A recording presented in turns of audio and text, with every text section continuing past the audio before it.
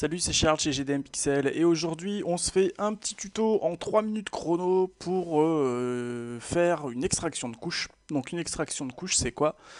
Une extraction de couche ça consiste à récupérer les valeurs sur les couches qui constituent notre image. Donc ici on est sur un format RVB, sur un mode RVB, donc les couches rouge, verte et bleu. À quoi ça sert? Eh ben, ça sert notamment quand vous avez un logo ou un visuel à reprendre et qu'il est sur un fond blanc ou noir ou peu importe, et que vous n'avez pas les fichiers sources et que vous devez le transposer sur un autre fond. Donc par exemple, je sais pas, un fond avec un dégradé, un fond d'une autre couleur, et que votre client a pas de PNG et pas de fichier source. Donc dans ces cas-là, vous avez deux possibilités. La première possibilité, c'est d'utiliser votre outil baguette magique et puis récupérer tout ce qui vous embête et puis simplement le supprimer. Voilà, donc ça peut faire le boulot.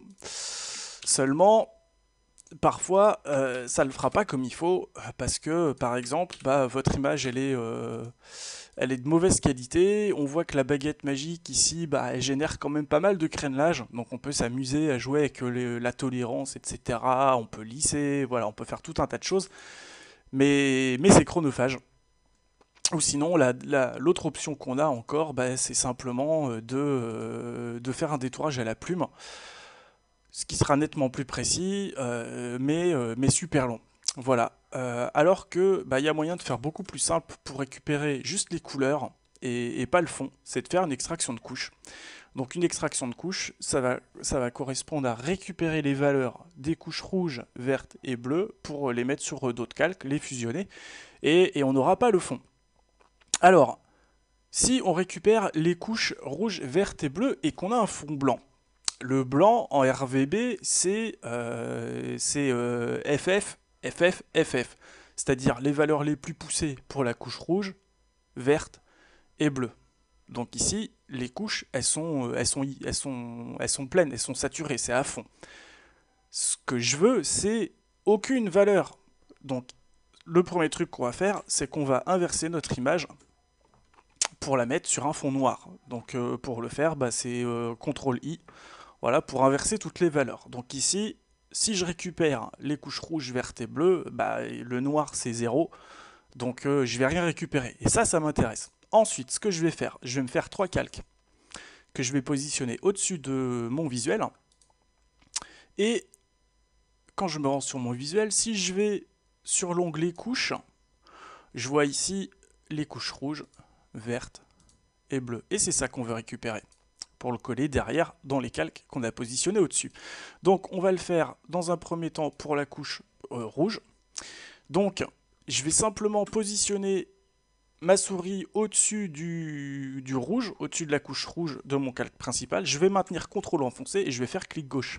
Ça récupère automatiquement tous les pixels qui sont sur ce calque-là. Et puis ensuite, je vais me rendre sur mon visuel principal et je vais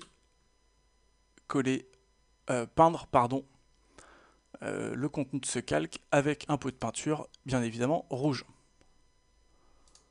Voilà.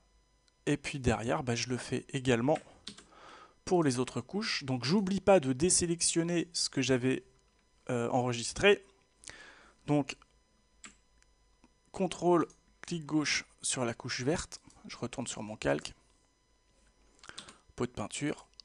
Je me mets sur le calque qui est au-dessus. Voilà, je me mets bien en vert. Et puis je vais peindre ce qu'il y a dans ma sélection. Et j'ai plus qu'à le faire pour le dernier calque, la dernière couche, pardon, la couche bleue. CTRL, clic gauche sur le bleu. Et ensuite, pot de peinture. Je me mets sur le bleu. Hop, j'y étais presque. Voilà, bleu. Et je peins. Voilà. Et ensuite, je désélectionne. J'enlève mon visuel d'origine. Et je vais mettre mes calques en mode de fusion différence. Et ensuite, je vais fusionner tout le monde. Et là, quand je vais les fusionner, vous allez voir que les valeurs vont s'inverser. Et ben c'est pas grave, je refais CTRL-I, je récupère les bonnes couleurs, et j'ai bien mon visuel ou mon logo sur fond transparent. Hop, pardon. Donc là, voilà. Donc si je veux derrière le remettre sur un fond noir ou je sais pas moi, gris, ben voilà, il n'y a pas de problème. Ça passe tout seul. Donc voilà, ça prend pas longtemps, c'est un truc qui se fait super rapidement. Mais quand on n'a pas de PNG et qu'on n'a pas envie de se taper un détourage à la plume ou de se galérer avec la baguette magique, eh ben c'est bien pratique. Voilà, donc si vous avez des questions, comme d'habitude, vous laissez ça dans les commentaires et je vous retrouve très bientôt pour un autre tuto sur le web design, la création de site ou le référencement. Ciao ciao!